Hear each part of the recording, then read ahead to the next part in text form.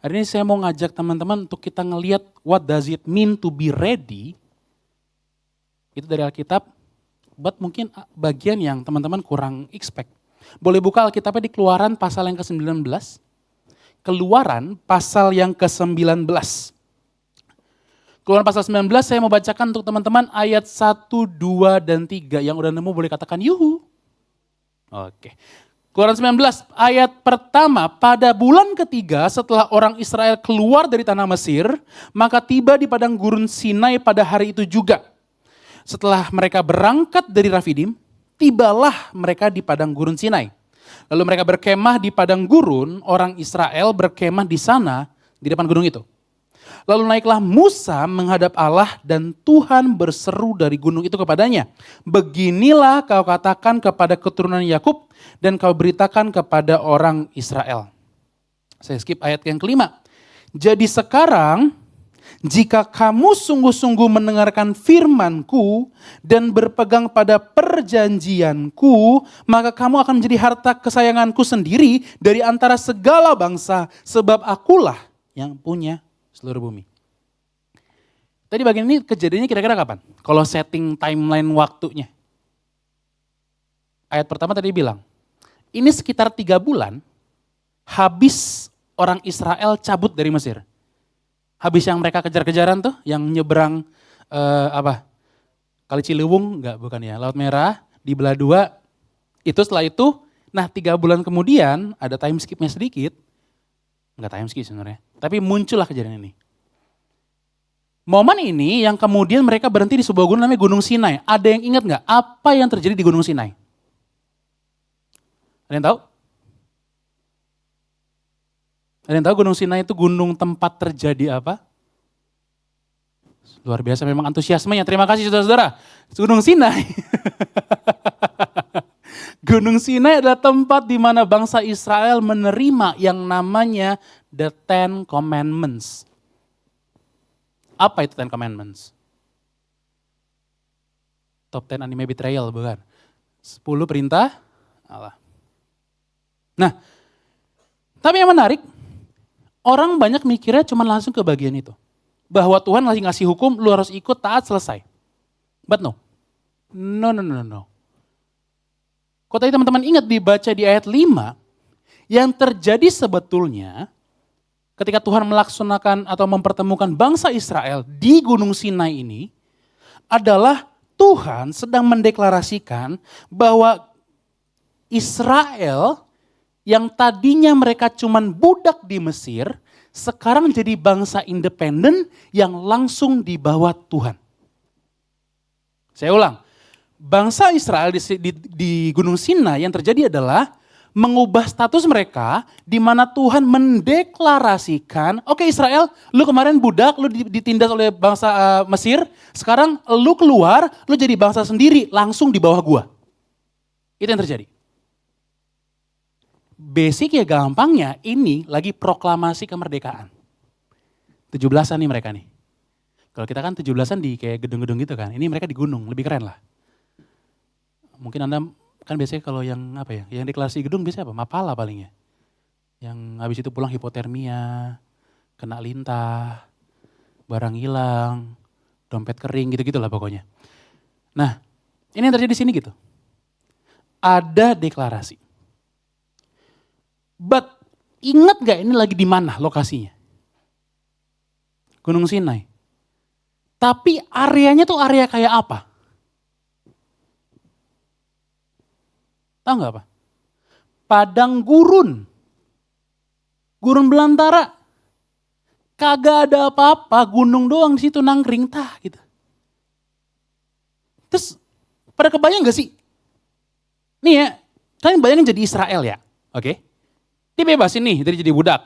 Tuk lari, ketemu gunung. Di tengah padang belantara kagak jelas lah. Kalau kata anak Bekasi kagak danta, ada yang ngerti kagak danta gak? Saya doang yang anak Bekasi ya, terima kasih Tangerang. Nah, ini di tengah padang belantara nih, gak ada apa-apaan. Tiba-tiba Tuhan ngomong lewat nabinya, oke lu sekarang bangsa yang independen. Gue bilang, apa maksudnya? Tanah kagak ada, gedung kagak ada. Gak ada, belum ada tuh IKN gitu belum ada tuh. Gedung-gedung DPR gitu apa, belum ada sama sekali. Orang pindah-pindah mulu masih jalan-jalan. Tiba-tiba dia bilang, oke, lu udah ready sekarang berarti, udah siap artinya kan. Karena dideklarasikan artinya mereka mau gak mau harus siap. Siap menerima identitas baru mereka sebagai bangsa yang independen. Bukan lagi budak Mesir. So in fact itu poin saya pertama teman-teman. Readiness, kesiapan itu bukan tentang idealitas. Kesiapan gak ada hubungannya sama ideal, keadaan ideal. Tuhan di Alkitab hampir gak pernah memulai karya dengan keadaan yang ideal. Hampir gak pernah. Ini, Mas Israel jadi bangsa di tengah padang belantara, kagak jelas. Kagak ada kantor-kantornya itu. Mau ganti KTP bingung kemana dia. Kagak ada kantor-kantornya. Ingat waktu Yesus manggil 12 murid? Lagi ngapain mereka Pak murid-murid? Lagi sekolah teologi? Kagak kan? Petrus lagi ngapain itu pas dipanggil jadi murid? Literally baru kelar ini. Mancing mania mantap. Baru kelar mancing. Tiba-tiba kan, Petrus saya ikut jadi penjala manusia. Apaan? Tapi yang terjadi gak pernah ideal. Aneh-aneh selalu keadaannya. Petrus coba, tiba-tiba dipanggil jadi pemberita firman. Sekolah teologi juga kagak itu orang. Syukur-syukur bisa baca tulis. Karena bangsa Yahudi agak pintar aja pada zaman itu. Gak ideal. Musa dipanggil jadi nabi pas lagi ngapain? Tahu ngapain? Lagi ngangon domba, lagi ngangon kambing. Lagi ngasih makan domba itu. Lagi jadi bolang literally. Bolang umur 80 tahun, ketuaan emang jadi bolang dia. Tapi gak apa-apa, semangatnya tetap muda kok dia. Gak ada yang pernah siap. Karena siap itu bukan tentang kondisi ideal. Siap bukan tentang engkau sudah siap segalanya. Boleh angkat tangan yang resolusinya masih dia jalankan sampai sekarang? Udah berapa yang gugur resolusinya? Udah gugur ya, good job. Ada lagi yang resolusinya udah batal? Udah batal. Sekarang tanggal berapa? 25 ya. Teman saya itu ada yang biasa tipikal apa sih? Resolusi tahun baru kan yang paling mainstream diet ya. Iya kan? Saya itu dulu pernah bikin hashtag untuk diri sendiri. Hashtag Atma 75 kilo. Terima kasih. Hashtag itu sekarang jadi memorabilia. Udah cukup. Jadi kenangan aja. Teman saya resolusi pengen diet sudah gagal 25 hari yang lalu. Belum mulai 2026 udah gagal. Tapi itu kita berpikir orang Indonesia kan kayak gitu ya kita ya.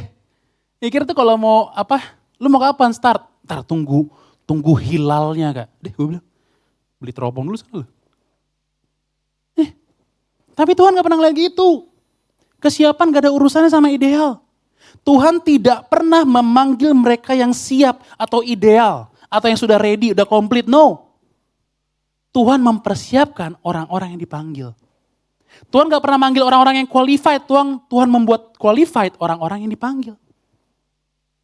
Itu. Maka gue mau ngomong sama lu semua teman-teman, pakai gue lu sekarang, biar relate kita.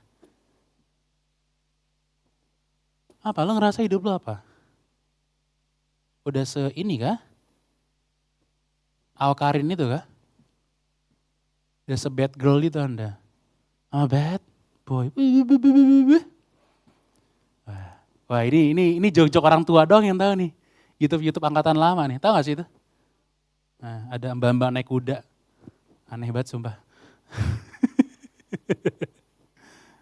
Kalian udah I don't know ya, zaman sekarang gini. Tahu gak sih? Kalau zaman sekarang ya, kalau kalian let's say sering ngepost ayat gitu, atau sharing renungan ke story, dibilangnya sok suci gitu. Men, saya, kalau dibilang sok suci, bingung saya sumpah. Lah, kenapa sok suci itu hal yang salah? Terus gue harus ngapain sok bejat? Lebih aneh lagi dong. Nggak maksudnya, kan gini ya, logis ya, kita berpikir logis ya, pikirkan secara logika, gitu ya. Bisa keluar 5 juta buat Anda gitu. Ada yang tahu gak itu? Gini, logis deh. So suci itu hal yang baik gak sih, friends? Lo, kalau punya teman, so suci harusnya happy. Artinya sekarang HP lu gak perlu lu jaga-jaga, gak bakal hilang. Iya kan? Lu nih kalau punya teman di tongkrongan yang sekarang so suci, happy. Harusnya, at least HP lu gak bakal dibuka-buka. Karena dia so suci. Kalau so bejat, apa yang terjadi? Tidak tahu kan? Terkadang story kita ada story yang lain yang tidak pernah saya post sepertinya ini gitu. Gak ada masalah. Karena untuk menjadi siap kadang-kadang kau perlu langkah yang lebih dulu. Bahkan ketika engkau gak ngerti. Ini yang terjadi. Saya tuh, jadi karena S1-nya tuh basically sebenarnya awalnya bukan teologi. Saya tuh S1 dulu di UGM. Jurusannya teknik geologi. Karena itu di UGM tuh banyak jurusan ya, banyak-banyak topik. Jadi suka ngobrol kemana-mana, jadi saya suka belajar banyak hal. Salah satu saya paling suka belajar filsafat. Ada satu orang yang paling saya suka, salah satu ya dari berbagai macam filsuf yang saya suka, namanya Søren Kierkegaard. Kierkegaard. Dia orang Denmark di 1800-an lah. Kierkegaard tuh bilang gini, kita tuh kadang-kadang jadi orang tuh stres gak sih? Iya saya stres, muka lu biasa aja bro. Santai, terlalu stres yang ke belakang. Stres tapi gini, terkadang ya stres itu segitu gak bisa dijelasin. Maksudnya apa? Lu pernah kebayang gak? Memori pertamamu kira-kira tahun berapa? Memori pertama, memori terlama. Saya bisa kayaknya mungkin di umur 2 tahun deh. Oke? Tapi notice gak ada satu momen lain di mana kalian mulai sadar, oh ini gua nih. Ada titik di mana selama ini kayak sebelumnya lu hidup tapi gak sadar-sadar banget, gak memilih pilihan-pilihan, tapi sekarang tiba-tiba sadar, oh ternyata gue bisa milih ini atau itu ya. Contoh, milih sekolah di mana, mau pilih pacaran sama yang mana, gitu-gitu. Pernah ngalamin momen itu? Biasanya either SD mulai muncul, ada yang mungkin agak telat kayak SMP, terhambat mungkin pertumbuhan otaknya, kita gak tahu, tapi kayak gitulah. Ada momen itu. Nah Kierkegaard bilang gini, lo kebayang gak sih betapa pusingnya kita waktu itu? Bayangin deh, inget-inget zaman-zaman SD. Kayak terlalu banyak hal gitu, kayak wow banyak sekali pilihan. Saking banyak kemungkinan, sampai tegang sendiri gitu kayak. Bokap bilang, Atma itu kuat makan, tapi gak jago makan. Sekali lagi, papa saya bilang Atma itu kuat makan, tapi gak jago makan. Maksudnya apa? Kalau di rumah ada makanan yang enak, masakan bisa makan berkali-kali. Tapi let's say datang ke pesta Batak di mana makanan terhampar semua, langsung gak selera makan saya. Karena saking bingungnya. Nah itu yang disebut Kierkegaard namanya anxiety atau angst. Anxiety itu gila. Sekarang anak mental health langsung pada anxiety itu ternyata itu. Dimana kalian kayak pusing, kayak tegang, kayak stres untuk ngambil pilihan yang terlalu untuk diri kalian sendiri, kayak beban tanggung jawabnya besar banget. Bayangin ketika kalian milih jurusan kuliah dulu. Ini tentang masa depan gue, tapi gak kuat banget. Ditambah lagi, gue gak tahu ini pilihan gue bener apa kagak kak. Zaman sekarang sering terjadi tuh bukan tepat jurusan, lebih ke salah jurusan gak sih? Saya punya teman teologi yang kerja di bank, ada. Ada yang teknik geologi, teman-teman, teknik geologi kami literally belajarnya batu di kelas tuh. Belajarin batu, pelototin batu, disayati, cek di mikroskop, gitu-gitu. Kerjanya teman saya, sama ODP mandiri, apa nyambungnya? Beban banget milih. Akhirnya apa yang terjadi? Banyak orang milih apa? Satu, masa bodoh aja gak tahu, sekedar jalanin peran. Itu dia bilang kebodohan. Ada yang ngikutin jalur cara hidup orang lain, ngikut tren misalkan. Sekarang tuh lagi rame banget yang share ini, tongkrongan di Jaksel gitu. Blok S atau Blok M, ya, jahat pengetahuan mahal gitu sih, ilmu mahal. Tapi itu yang kayak Batak itu ya cowoknya. Kalian gak segaul itu ya sama TikTok ya, tolonglah teman-teman. Oh, kalau yang penguin kemarin sempat lihat kalian? Ada yang lihat, ada yang enggak ya? Berarti kalian kurang. Emang si Tangerang tuh Listrik masuk kan ke sini ya? Iya, bagus. Sampai akhirnya kita ketakutan untuk milih gitu.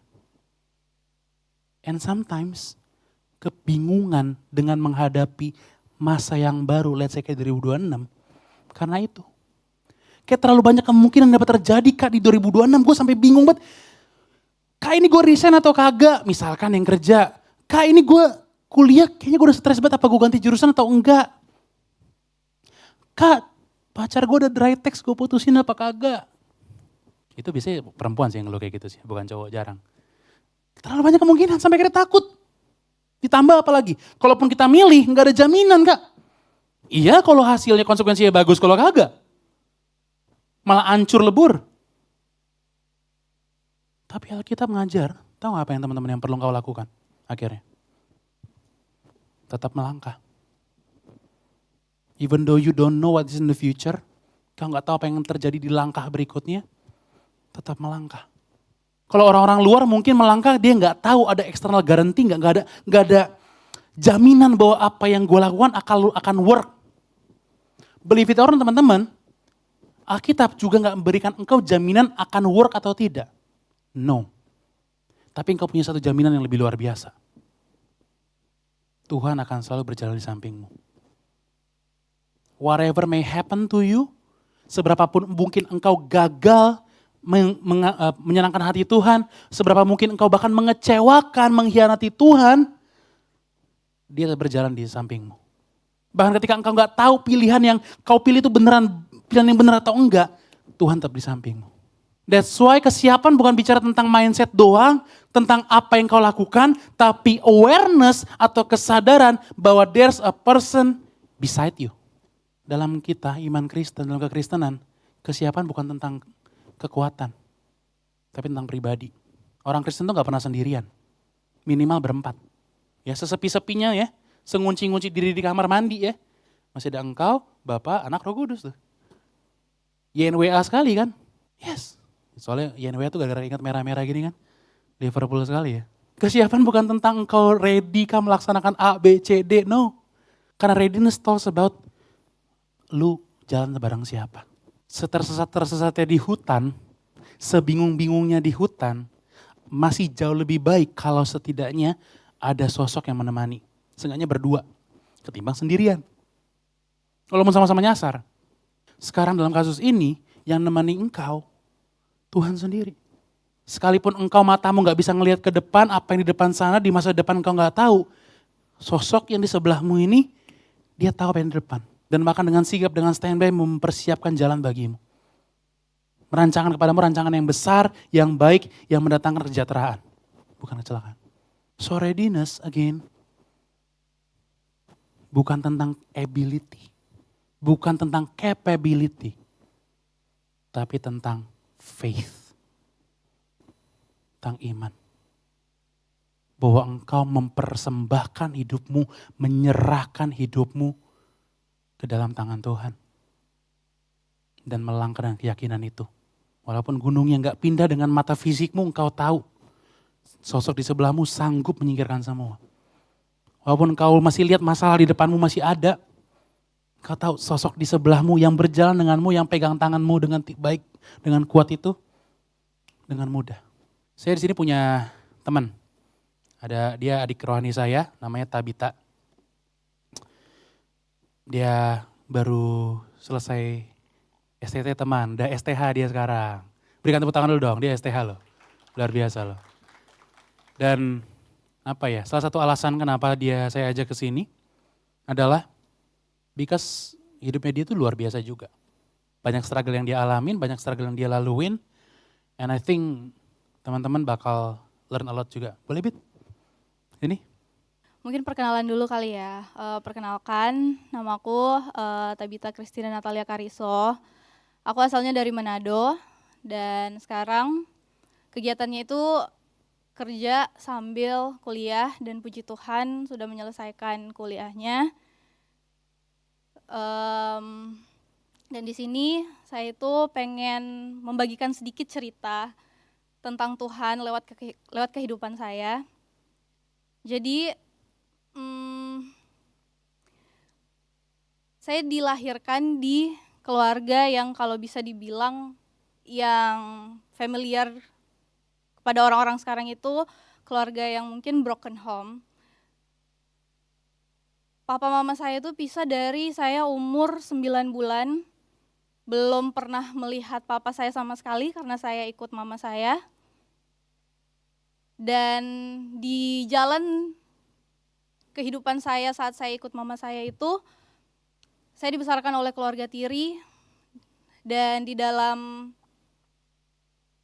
keluarga itu saya mengalami beberapa keadaan yang tidak mengenakan. Saya mengalami beberapa kali pelecehan seksual dari beberapa anggota keluarga, dan sampai di titik saya merasa karena bukan cuma satu orang aja, jadi di situ saya merasa kayak apa yang salah ya dari diri saya gitu. Itu kejadiannya terjadi saat saya SD kelas 6, dan seiring berjalannya waktu, saya merasa kalau hidup bersama dengan ibu saya itu saya sudah tidak aman lagi. Ibu saya waktu itu masih dengan dunianya sendiri. Mungkin beliau sudah bisa siap untuk melahirkan anak, tapi mungkin belum bisa untuk membesarkan anak. Jadi di titik itu saya merasa saya nggak punya rumah, dan kalau orang selalu bilang rumah adalah tempat kita untuk pulang, untuk bersandar, untuk berkeluh kesah, tapi di momen itu saya merasa kalau rumah adalah tempat awal saya untuk hancur. Tempat di mana saya merasakan dunia ini itu begitu jahat. Saya kecewa, saya marah, tapi saya tidak tahu mengekspresikannya itu seperti apa. Sampai seiring berjalannya waktu lagi, saya tumbuh besar, dan akhirnya mengenal apa yang namanya pergaulan. Mungkin karena saya tidak mendapatkan cinta itu di rumah, secara tidak sadar saya itu mencari cinta dan perhatian itu di luar rumah. Saya terjun ke dalam pergaulan yang menurut saya itu sangat-sangat bebas, yang bisa nongkrong setiap hari sama teman-teman, melakukan hal-hal yang kalau orang lihat itu sebagai kenakalan remaja.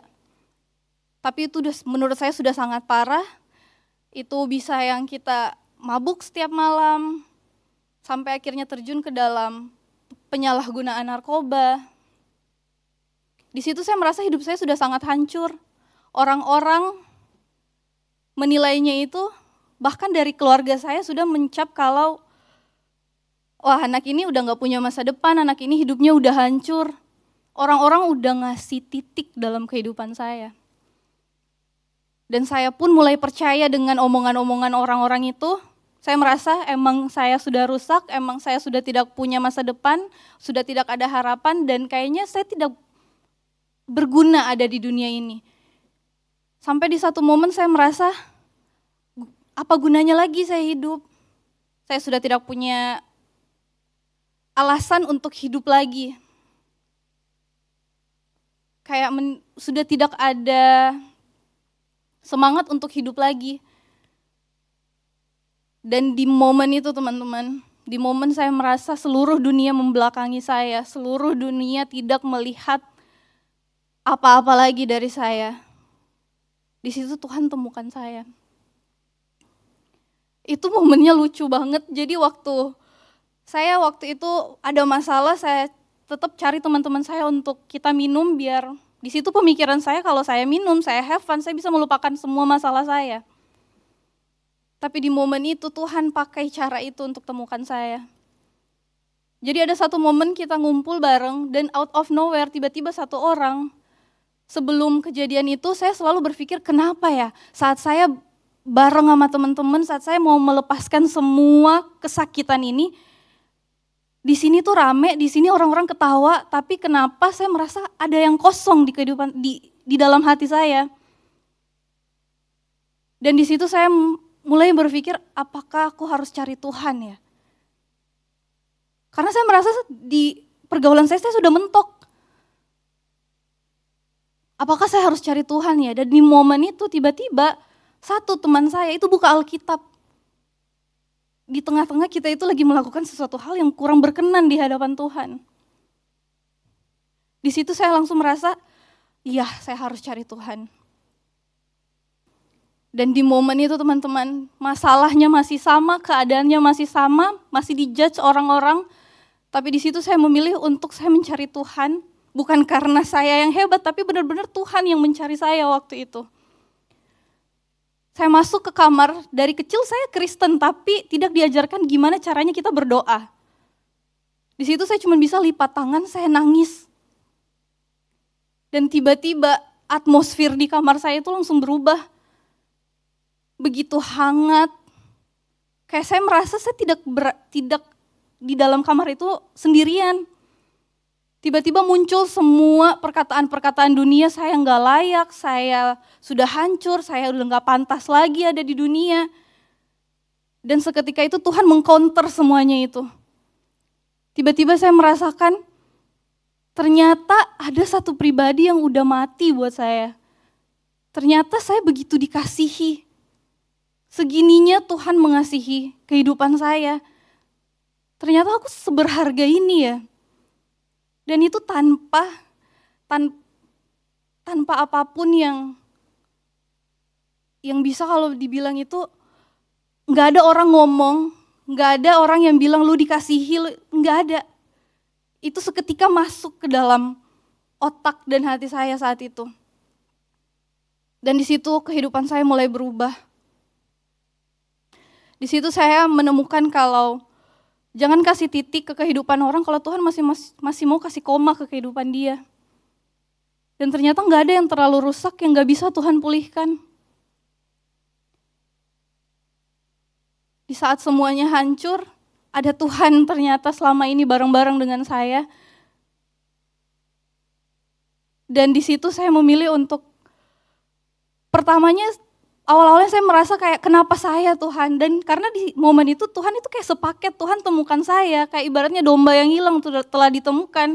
Setelah itu Tuhan langsung bilang gembalakanlah domba-domba aku juga. Gak siap, kayak keadaannya ini kayak dunia itu lagi mengecap aku sejelek ini Tuhan, kenapa aku yang Tuhan pilih? Masih banyak anak-anak Tuhan di luar sana yang mungkin lebih bisa menyenangkan hati Tuhan, tapi kenapa aku yang Tuhan pilih? Dan ternyata di situ aku merasa Tuhan gak cari yang mampu, tapi Tuhan cari yang mau. Yang aku dapatkan selama perjalananku dengan Tuhan, walaupun kadang aku gak ngerti kenapa ini terjadi Tuhan, yang Tuhan mau adalah hati kita. Tuhan gak mendobrak hati kita, Tuhan mengetuk pintu hati kita, yang Dia mau cuman say yes dari kita.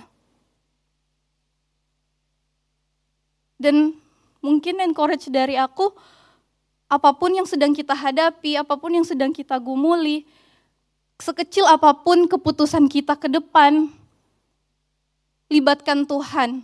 Karena keputusan kita saat ini tuh sangat-sangat menentukan masa depan kita. Kalau kita mau hidup bersama-sama dengan Tuhan, masa depan yang indah bersama-sama dengan Tuhan, hiduplah di zaman sekarang, di hari ini juga bersama-sama dengan Tuhan. Saya kira seperti itu. Terima kasih. Maybe ada dari antara kamu di sini yang ya tabita yang lain. Maybe engkau pernah mengalami hal itu dan sekarang kau di titik kayak Tuhan, kondisiku masih kayak sekarang. I'm not ready for 2026. Tapi izinkan saya berkata kepada teman-teman semua, no, you're always ready. You're always ready.